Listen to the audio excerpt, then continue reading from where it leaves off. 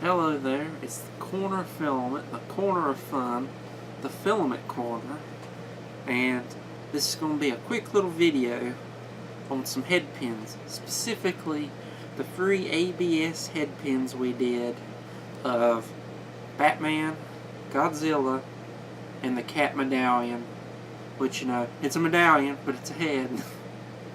So, I've got them on the table. I pulled them out of my vapor smoothing chamber after we inserted the pin into them, and they're not wet to the touch, but I know at least Batman, his fin bases, you could bend it, it wouldn't break, it would bend with it, it would bend with the force.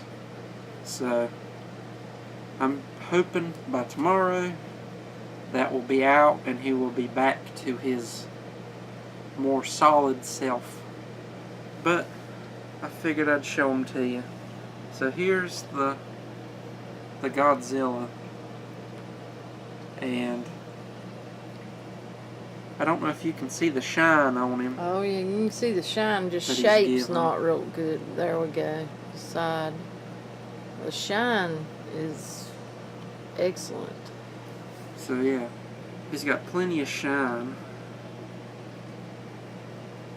The cat still has good detail.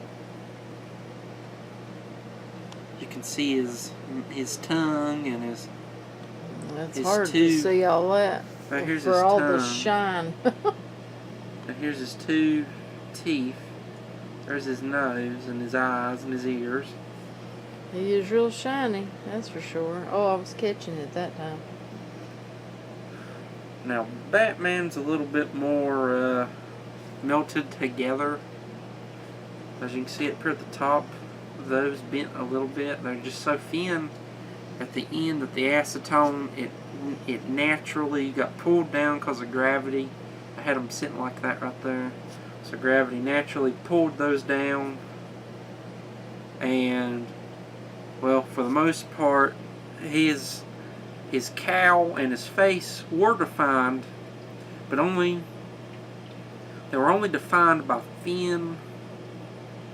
thin thickness difference between the face and the cowl, and the acetone vapor has completely gotten rid of that thin thickness difference. It has combined them into one, so it's you can't really make out that it's Batman. Where the cowl, well, you know, like it's Batman. Yeah. You can't make out where the cowl ends and his face begins. Oh. But you could before the model was done. But it was so thin that, like up here with the fin part of these, the acetone just fused it all together.